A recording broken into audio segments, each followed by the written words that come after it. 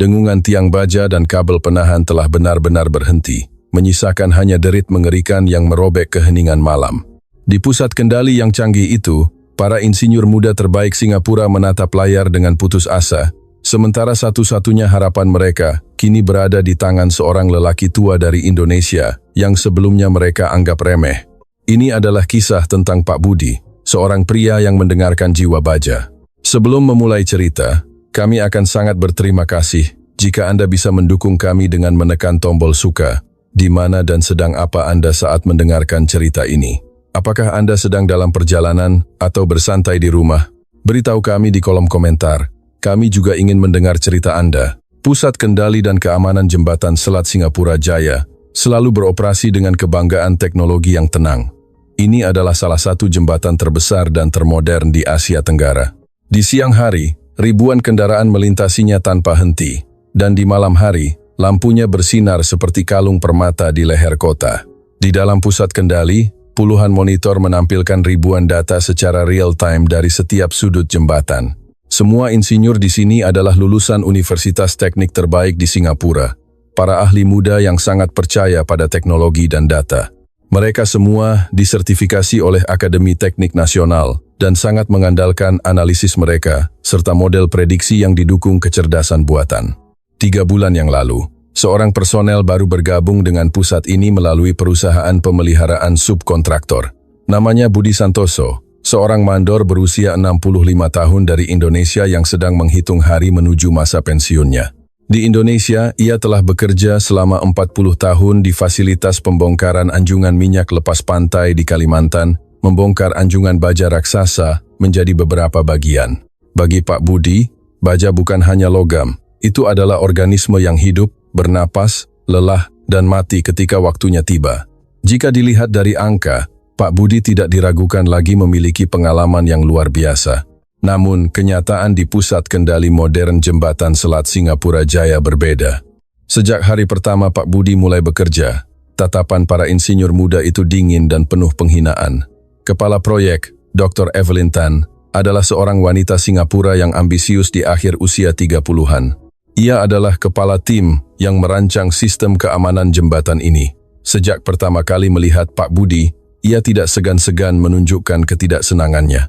Saya dengar Anda biasa membongkar anjungan di Indonesia, tetapi dinamika jembatan modern sama sekali berbeda. Anda tidak bisa menggunakan pengalaman cara lama Anda di sini. Anda harus memulai segalanya dari awal. Sapaan pertama Evelyn bukanlah sambutan, melainkan tindakan penetapan batas. Ada nada penghinaan ringan dalam suaranya, dan tatapan para insinyur muda lainnya tidak berbeda. Salah satu insinyur muda, Jason, melirik buku catatan Pak Budi dan tertawa sendiri. Pak Budi Santoso, nama yang sangat tradisional. Bolehkah kami memanggil Anda kakek besi? Pekerjaan Anda akan lebih mudah jika Anda tahu cara menggunakan program komputer. Pak Budi menjawab dengan senyum lelah, tetapi ia sudah menduga situasi seperti ini. Ia tahu betul prasangka yang dihadapi oleh para pengrajin generasi tua, terutama di sektor rekayasa berteknologi tinggi Singapura. Panggil saja Pak Budi. Tidak terlalu sulit, kan? Meskipun Pak Budi menjawab dengan tenang, Jason hanya mengangkat bahu dan berbalik. Sikapnya jelas bahwa tidak ada alasan untuk memperhatikan lelaki tua ini. Pak Budi menarik napas dalam-dalam. Bohong jika ia mengatakan tidak marah. Tetapi ia telah belajar bagaimana menghadapi situasi seperti ini. Tidak menunjukkan emosinya dan fokus pada pekerjaannya. Itulah jalan yang ia pilih. Periode pemeliharaan telah dimulai. Biasanya, tim pemeliharaan hanya memeriksa dan melaporkan data yang ditunjukkan oleh sensor. Tetapi Pak Budi berbeda. Ia akan turun ke kaki-kaki baja raksasa jembatan, meletakkan tangannya di logam dingin, menutup matanya, dan mendengarkan. Terkadang ia akan mengetuk balok baja dengan palu kecil dan mendengarkan nada suara yang kembali. Ketika para insinyur muda melihatnya, mereka akan menertawakannya di belakang. Kakek besi sedang berbisik dengan baja lagi. Mungkin dia sedang berbicara dengan roh jembatan. Ketika Pak Budi menyuarakan keprihatinan konkretnya, Evelyn menjawab dengan sinis. Pak Santoso, kami punya 2.000 sensor. Semuanya mengatakan bahwa tegangan pada kabel penahan nomor 7 berada dalam rentang aman 99,8%. Klaim Anda bahwa kabel itu menyanyikan melodi yang salah. Sejujurnya, tidak ilmiah. Mungkin pendengaran Anda sudah kehilangan kepekaannya setelah bertahun-tahun bekerja di lepas pantai. Nada suaranya merendahkan pengalaman Pak Budi. Setiap kali mendengar kata-kata ini, Pak Budi merasa marah, tetapi ia tidak menunjukkan ekspresi apapun di wajahnya. Insinyur lainnya tidak berbeda. Mereka sering memberi Pak Budi tugas-tugas remeh yang tidak ada hubungannya dengan pekerjaan, seperti membuat teh atau membersihkan kotak peralatan. Beginilah cara orang baru belajar. Mereka jadi mengerti cara kerja pusat ini. Anda harus terbiasa dengan teknologi. Sistem kami tidak seperti di tempat pembongkaran di Indonesia. Pak Budi hanya mengangguk dan diam-diam melakukan apa yang diperintahkan, tetapi sorot matanya tidak pernah menyerah. Ia melihat sesuatu yang tidak bisa dilihat orang lain. Ia mendengar sesuatu yang tidak bisa didengar orang lain, dan kesempatan itu pasti akan datang. Selama 3 bulan terakhir, Pak Budi seolah-olah menjadi hantu di pusat kendali. Ia tahu suatu hari ia akan mendapatkan kesempatan untuk menunjukkan kemampuannya, dan kesempatan itu akan segera tiba. 3 bulan telah berlalu. Pak Budi diperlakukan seperti hantu di pusat kendali. Para insinyur muda tidak pernah memberinya tugas penting, tidak pernah menanyakan pendapatnya dalam rapat teknis. Ia hanya duduk di sudut ruangan, memeriksa denah lama, dan menggambar sesuatu di buku catatannya. Pekerjaan yang membosankan dan berulang. Tetapi Pak Budi tidak pernah menyerah. Setiap hari setelah bekerja, ia pergi ke bawah jembatan, mengambil foto sambungan baja di berbagai titik, dan pada malam hari di rumahnya, ia akan memperbesar dan memeriksa foto-foto ini. Di buku catatannya, titik-titik yang ia anggap lemah di jembatan ditandai dengan pulpen berwarna berbeda. Ia secara khusus melingkari titik di mana kabel penahan nomor 7 terhubung ke tiang utama dengan warna merah. Di sebelahnya, ia menulis catatan, logam lelah, resonansi tersembunyi. Pak Budi memiliki rahasia yang tidak diketahui siapapun. Ia bukan hanya seorang mandor pemeliharaan biasa. Di masa lalunya, ia bekerja sebagai kepala pemotong dalam pembongkaran anjungan. Ini adalah mandor yang paling berpengalaman dan dihormati, yang memutuskan urutan dan titik pemotongan anjungan baja raksasa seberat ratusan ribu ton. Ia tahu cara membunuh sebuah struktur dengan aman, tanpa merusak integritas strukturalnya. Dan seseorang yang tahu cara membunuh sebuah struktur, tahu lebih baik dari siapapun cara menjaganya tetap hidup. Bidang keahliannya secara khusus adalah kelelahan logam dan dinamika keruntuhan struktural. Ia tahu lebih baik dari siapapun bagaimana baja seberat ribuan ton dapat berperilaku tak terduga, apa arti setiap suara, dan apa saja tanda-tanda pertama dari sebuah bencana. Namun, Pak Budi tidak memberitahukan kebenaran ini kepada siapapun. Ia ingin memulai kehidupan pensiun yang tenang di Singapura dan membuktikan pengetahuannya sendiri tanpa mengandalkan jabatan masa lalunya. Ia berpikir jika ia mengungkapkan jabatannya di Indonesia, orang-orang hanya akan menerima masa lalunya di atas kertas, bukan kemampuannya yang sebenarnya. Pak Budi ingin diakui karena kebijaksanaannya yang sejati. Ia ingin memulai dari nol dan mendapatkan rasa hormat. Hari ini juga, Pak Budi melanjutkan pekerjaannya dengan tenang di pusat kendali. Pukul 5 sore, jam puncak lalu lintas malam. Evelyn melihat ke monitor dan, seperti biasa, senang dengan data yang berwarna hijau. Sementara insinyur lain melihat komputer mereka masing-masing, awan gelap berkumpul di luar jendela. Badan meteorologi telah memperkirakan akan ada badai hebat di wilayah Singapura malam ini. Tetapi kondisi cuaca tingkat ini normal untuk jembatan modern ini. Malam itu tenang, tidak ada yang menduga bahwa 1 jam kemudian, pusat kendali ini akan menghadapi situasi hidup atau mati. Dan pada saat itu, mandor tua yang diabaikan semua orang akan mengubah segalanya. Saat Pak Budi melihat awan gelap di luar jendela, ia membalik halaman di buku catatannya. Di halaman itu, tergambar sebuah potongan melintang jembatan, dan di sebelah kabel nomor 7, tertulis risiko efek domino dengan tanda panah. Seolah-olah meramalkan sesuatu, ia memeriksa catatannya sekali lagi. Pukul 6:04 malam, ketenangan pusat kendali pecah oleh suara alarm. Tiba-tiba, sebuah peringatan muncul di layar di depan Evelyn. Peringatan benturan tiang utama, level 2, diikuti oleh getaran lemah yang terasa. Evelyn langsung berdiri tegak dan berbicara ke interkom. Keamanan, laporkan situasinya. Periksa kamera jembatan. Tetapi tidak ada jawaban, hanya suara statis. Evelyn mengerutkan kening dan memanggil lagi. Keamanan, jawab. laporkan situasi saat ini. Sekali lagi, hening. Suasana di pusat kendali langsung menjadi tegang. Jason dan insinyur lainnya mengangkat kepala dari tempat duduk mereka dan menatap Evelyn. Pak Budi juga telah mengalihkan pandangannya dari buku catatannya, mengamati monitor dengan saksama, tatapannya menajam. Evelyn memeriksa layar utama. Sebuah kapal kontainer raksasa yang putus di Selat Singapura, kehilangan kendali, dan menabrak salah satu tiang utama jembatan. Tabrakannya tidak terlalu keras. Model kecerdasan buatan segera melakukan analisis dan sebuah tulisan hijau muncul di layar. Kerusakan permukaan.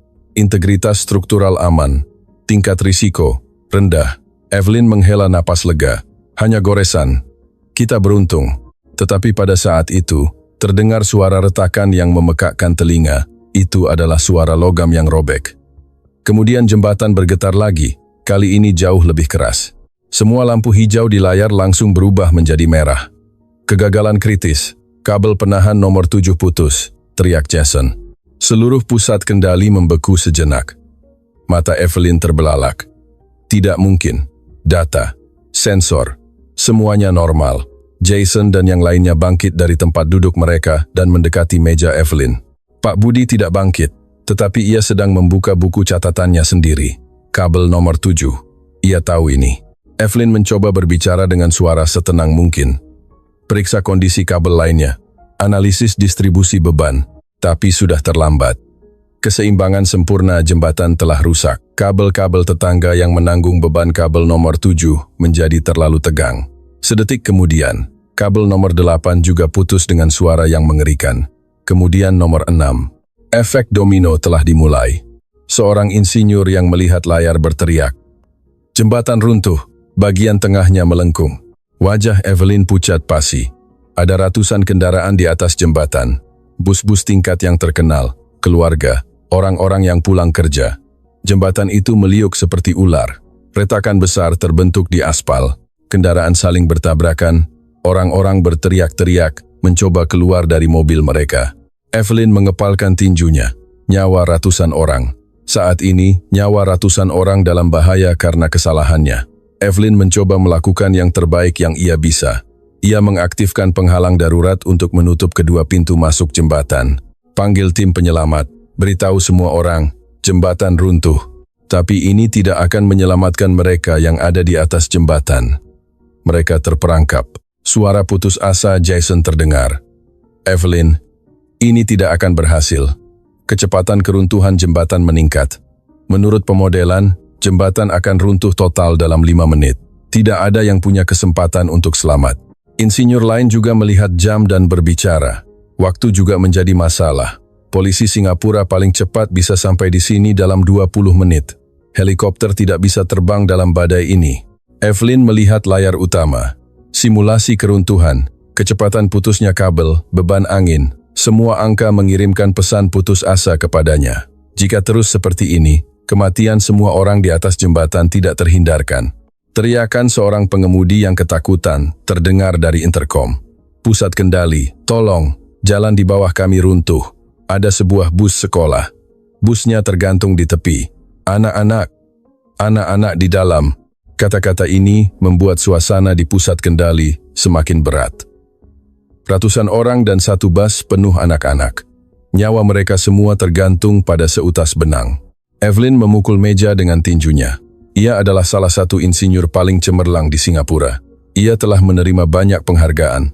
Tetapi pada saat itu, semua teknologinya, semua datanya tidak berguna. Ia tidak berdaya. Dan ketidakberdayaan ini akan merenggut nyawa ratusan orang. Tepat pada saat itu, Pak Budi bangkit dari tempat duduknya. Tatapannya bukan lagi tatapan seorang petugas pemeliharaan tua. Itu adalah tatapan seorang ahli yang telah menyaksikan kematian baja seberat ribuan ton.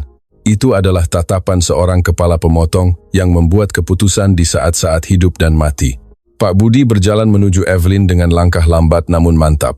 Setiap langkahnya penuh percaya diri. Semua mata di pusat kendali tertuju padanya.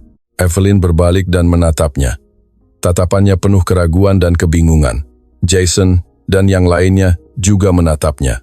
Ekspresi di wajah mereka jelas menunjukkan ketidakpercayaan. Pak Budi berdiri di depan Evelyn. Suaranya tidak bergetar dan tenang. Ada keyakinan yang tak tergoyahkan di dalam dirinya. Dr. Tan, saya bisa membantu. Evelyn menatap Pak Budi sejenak, lalu tertawa dengan suara ha. Itu bukan tawa tulus, melainkan reaksi campuran antara keheranan dan cemoohan. Pak Santoso, apa yang Anda katakan? Anda hanya seorang petugas pemeliharaan. Ini bukan situasi untuk bercanda. Pak Budi menatap mata Evelyn dan menjawab, saya tidak bercanda. Saya tahu bagaimana jembatan ini akan mati, tetapi saya juga tahu bagaimana memberinya waktu. Saya bisa membantu. Jason menyela dengan sinis. Bagaimana caranya, Pak Budi? Dengan memukulnya pakai palu. Anda bahkan tidak bisa menggunakan komputer. Menyelamatkan jembatan ini, omong kosong. Insinyur lain juga menggelengkan kepala dan berbicara. Kita tidak punya waktu untuk disia-siakan sekarang, Evelyn. Kita harus mencari cara lain. Kita tidak bisa mempercayai pengalaman seorang lelaki tua dari tempat pembongkaran. Tetapi Pak Budi tidak terpengaruh oleh kata-kata mereka berdua. Ia maju selangkah dan membuka buku catatannya di atas meja Evelyn. Di buku catatan itu, skema struktural jembatan digambar dengan sangat detail. Dengan kelemahan setiap titik sambungan utama dicatat secara intensif dalam bahasa Indonesia dan Inggris. Prosedur terperinci dicatat secara khusus di bawah judul skenario keruntuhan asimetris dan prosedur pemisahan terkendali. Lebih dari itu, bahkan ada rencana yang digambar tangan tentang bagaimana menstabilkan sayap barat dengan mengorbankan sayap timur jembatan. Evelyn membungkuk di atas buku catatan itu dan membeku sejenak. Jason dan yang lainnya juga memasang ekspresi terkejut saat melihat buku catatan itu. Ini bukan hanya konten yang dipelajari. Ini adalah buku panduan praktis yang hanya bisa dibuat oleh seseorang yang telah hidup bersama baja seumur hidupnya. Tiba-tiba, teriakan seorang guru di bus sekolah terdengar lagi dari interkom. Pusat kendali. Jawab. Busnya tergelincir. Kami akan jatuh. Tolong. Seseorang. Seseorang tolong kami. Evelyn buru-buru meraih interkom tetapi tangannya gemetar dan suaranya ragu-ragu. Tenang. Sekarang, kami sedang mencoba mencari cara. Bertahanlah sedikit lagi. Sedikit lagi. Bertahan? Sampai kapan? Jembatan ini hancur berkeping-keping. Anak-anak menangis. Mereka menelepon keluarga mereka. Apakah ini akhir? Suara guru itu penuh dengan ketakutan dan keputusasaan. Evelyn memegang interkom begitu erat hingga ia gemetar dan tidak tahu harus berbuat apa. Ia adalah keajaiban rekayasa modern. Tetapi pada saat itu ia mengakui bahwa ia tidak berdaya. Pak Budi tidak menyerah. Ia mendekat selangkah lagi ke Evelyn.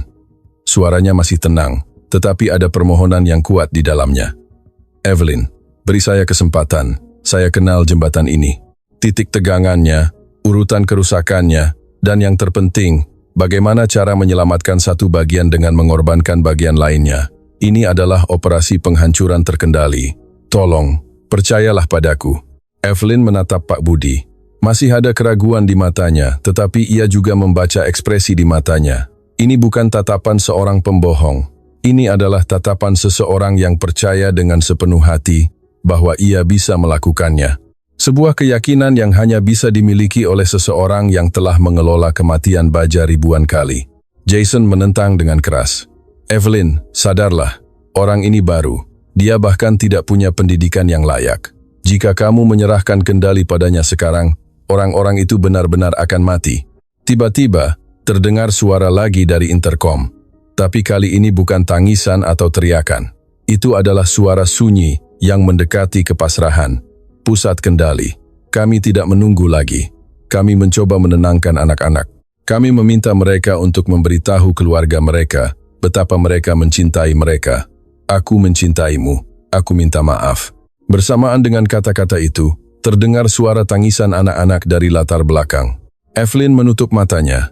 Tinjunya gemetar dan wajahnya penuh dengan kesedihan yang mendalam. Ia telah berhasil mengelola banyak proyek sepanjang karirnya. Ia mempercayai data dan analisisnya dan bangga akan hal itu. Tetapi pada saat itu, pengalamannya tidak berguna. Ia tidak berdaya. Dan ketidakberdayaan ini akan merenggut nyawa ratusan orang. Pak Budi meletakkan tangannya di bahu Evelyn. Sentuhannya lembut, tetapi mengandung kemauan yang teguh. Evelyn, percayalah padaku. Aku bisa melakukannya. Aku adalah kepala pemotong di Kalimantan selama 40 tahun.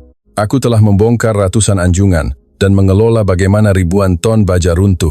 Penghancuran terkendali di bawah beban asimetris adalah bidang keahlianku. Tolong, berikan orang-orang itu satu kesempatan terakhir.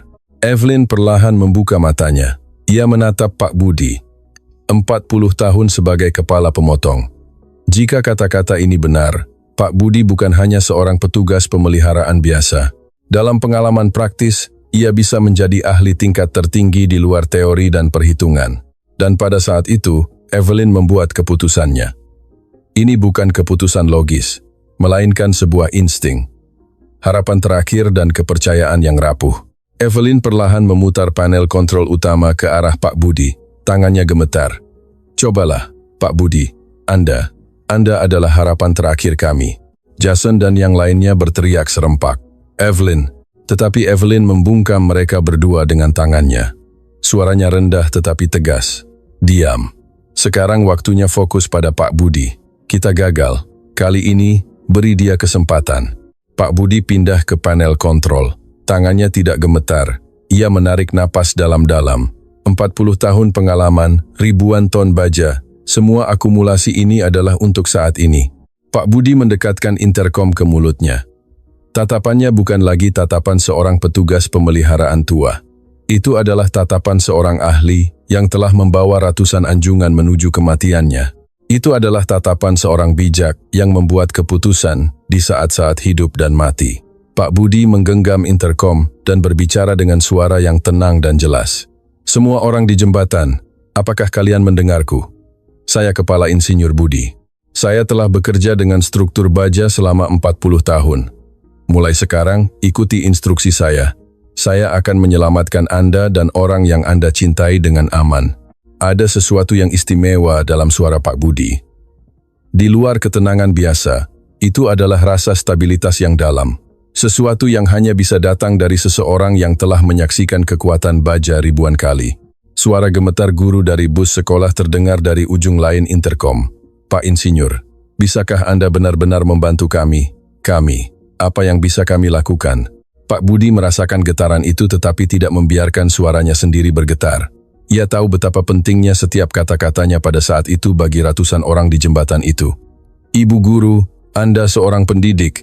Anda telah dilatih untuk menjaga anak-anak tetap tenang dalam situasi darurat, bukan? Sekarang saatnya menggunakan pelatihan itu. Percayalah padaku.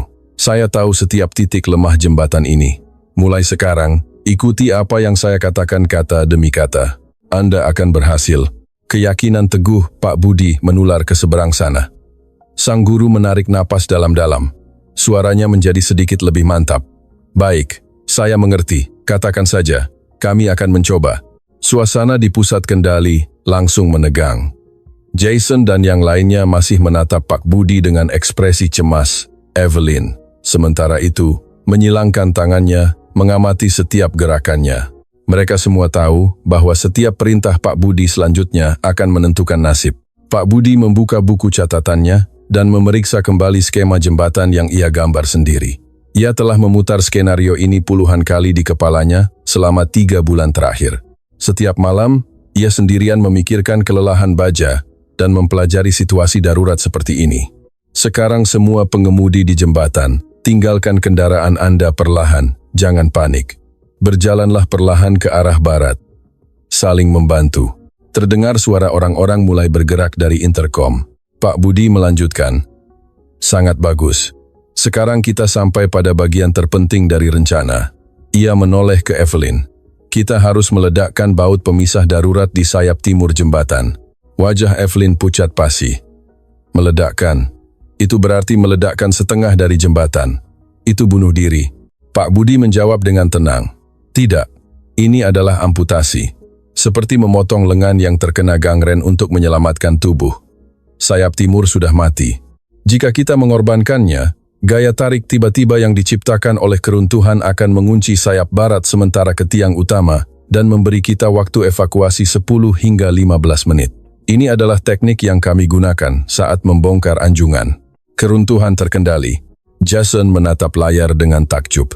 Tapi simulasi mengatakan sebaliknya. Simulasi mengatakan ini akan mempercepat keruntuhan. Pak Budi berbicara dengan tenang. Karena simulasi kalian tidak memperhitungkan jiwa baja, saya memperhitungkannya. Evelyn ragu sejenak. Tapi kemudian ia mendengar tangisan anak-anak dari interkom. Ia telah membuat keputusannya. Ia memutuskan untuk sepenuhnya mempercayai Pak Budi. Bagaimana kita melakukannya? Pak Budi menunjuk ke skema darurat jembatan. Di sini, dan di sini. Kita harus meledakkan muatan termit di 3 titik sambungan utama secara bersamaan. Waktunya sangat penting. Tidak boleh ada perbedaan 1/10 detik pun. Evelyn segera meraih telepon. Siapkan tim peledak. Jason dan insinyur lainnya tidak lagi ragu. Mereka siap membantunya. Pak Budi tahu bahwa bagian yang paling sulit baru saja dimulai, tapi ia tidak akan menyerah.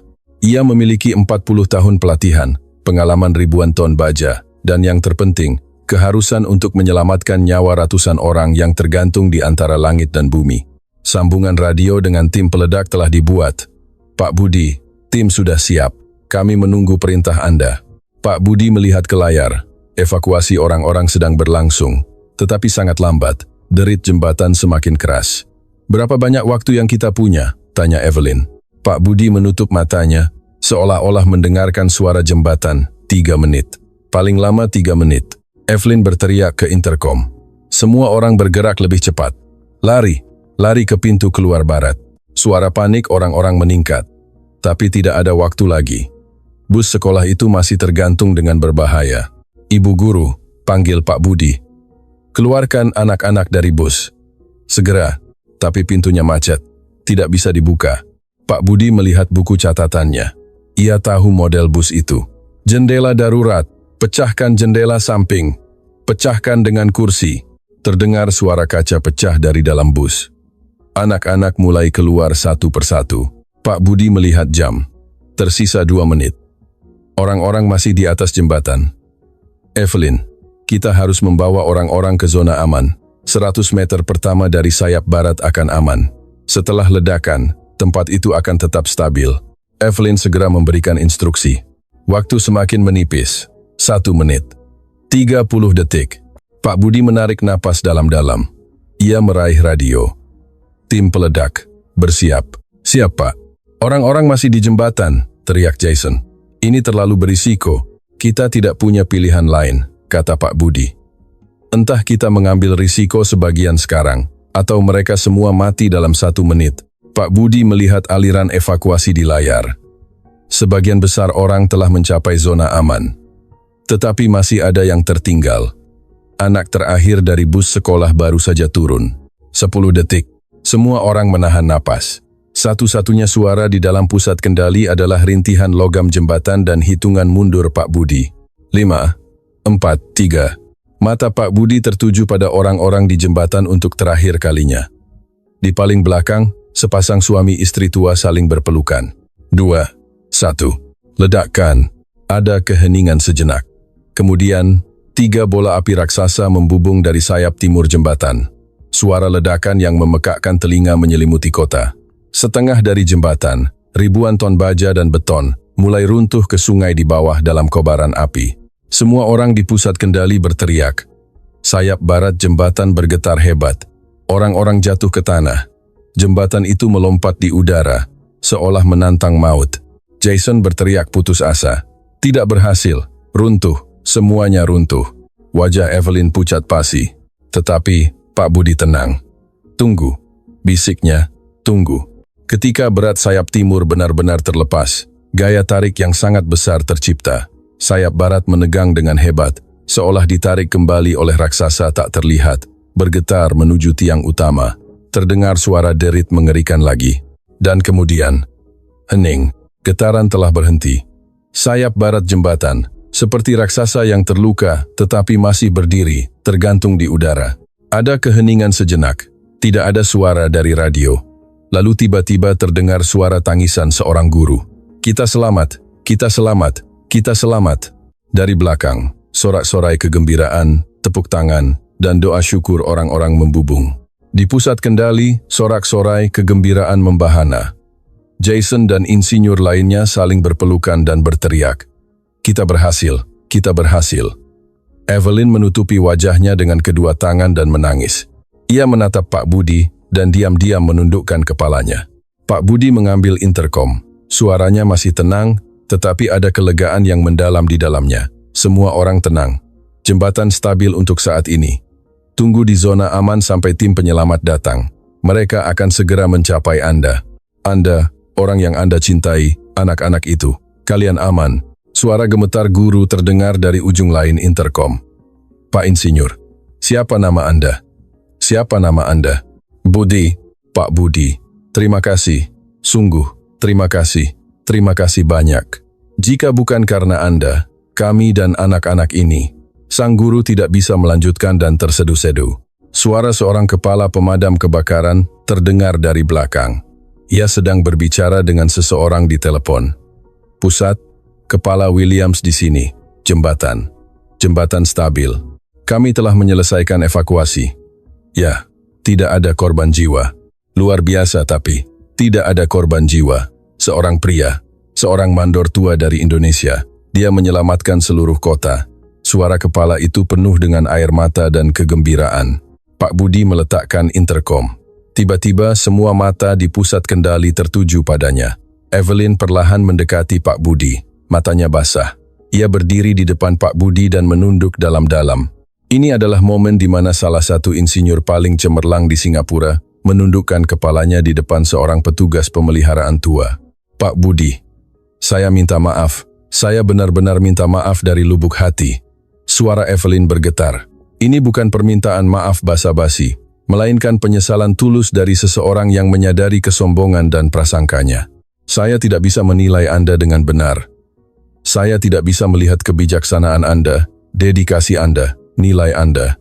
Saya meremehkan pengalaman Anda dari Indonesia. Saya memperlakukan Anda seperti orang kuno. Jika bukan karena Anda, orang-orang itu dan anak-anak itu, saya benar-benar minta maaf. Pak Budi menatap Evelyn. Tidak ada dendam atau rasa kemenangan dalam tatapannya, yang ada hanyalah pengertian yang hening. Angkat kepala Anda, Dr. Tan. Suara Pak Budi lembut.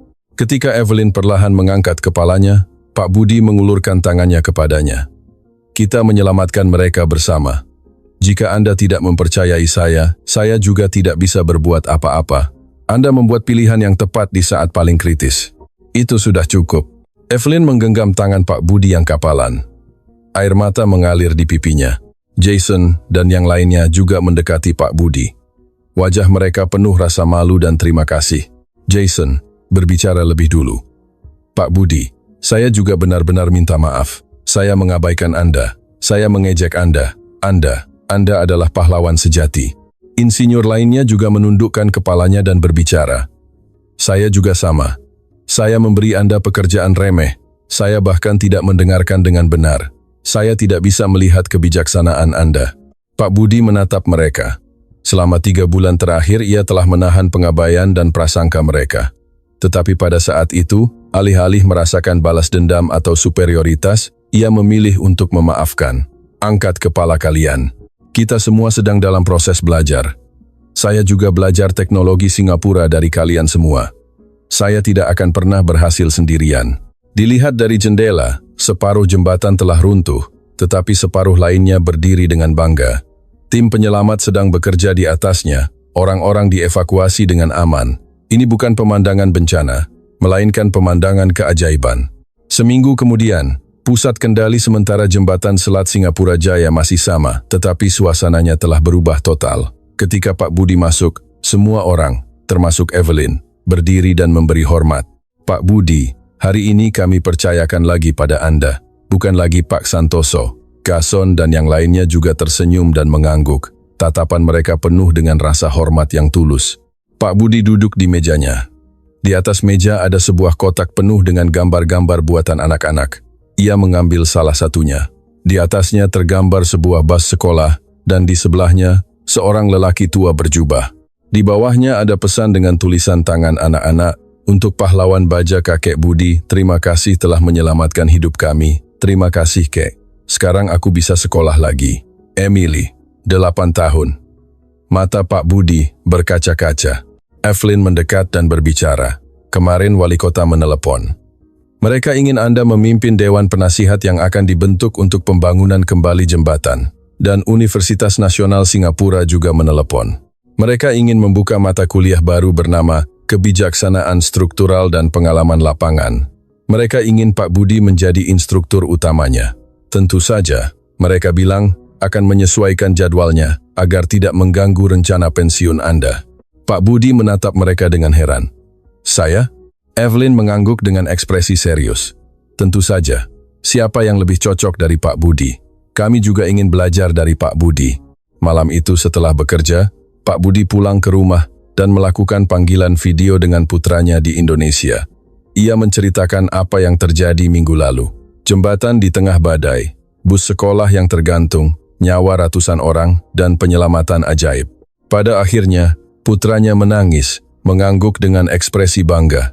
Ayahku, ayah benar-benar hebat. Tapi apakah sulit ya? Ayah diabaikan selama 3 bulan. Pak Budi tersenyum. Memang sulit, tapi aku bertahan. Karena aku tahu suatu hari nanti pengetahuanku akan berguna. Putranya berbicara, ingat apa yang selalu dikatakan kakek ya. Kemanapun kamu pergi, apapun yang kamu lakukan, lakukan pekerjaanmu dengan sebaik-baiknya. Hasilnya akan datang dengan sendirinya. Ya nak, aku tidak pernah melupakan kata-kata itu. Aku melakukan yang terbaik dan hasilnya pun datang.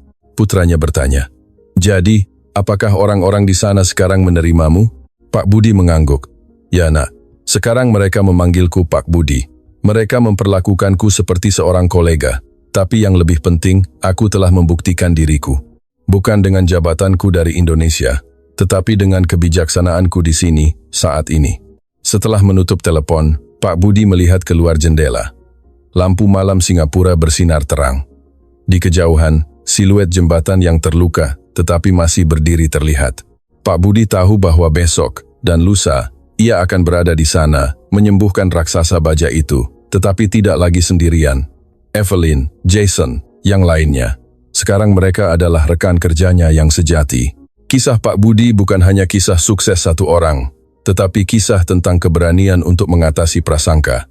Ini adalah kisah tentang keyakinan bahwa kebijaksanaan pada akhirnya akan menang. Dan yang terpenting, ini adalah kisah tentang bagaimana dedikasi satu orang dapat menyelamatkan nyawa ratusan orang dan mengubah seluruh pemahaman rekayasa, menjembatani antara teori dan pengalaman, antara generasi, dan antara budaya. Hari ini, nama Pak Budi menjadi simbol harapan, sebuah pengingat bahwa di balik data dan algoritma, ada kebijaksanaan manusia yang tak ternilai, yang dapat membuat perbedaan antara bencana dan keajaiban. Jika Anda menikmati kisah kami hari ini, silakan bagikan pemikiran Anda di kolom komentar. Kami senang mendengar dari Anda semua. Terima kasih dan sampai jumpa di cerita berikutnya.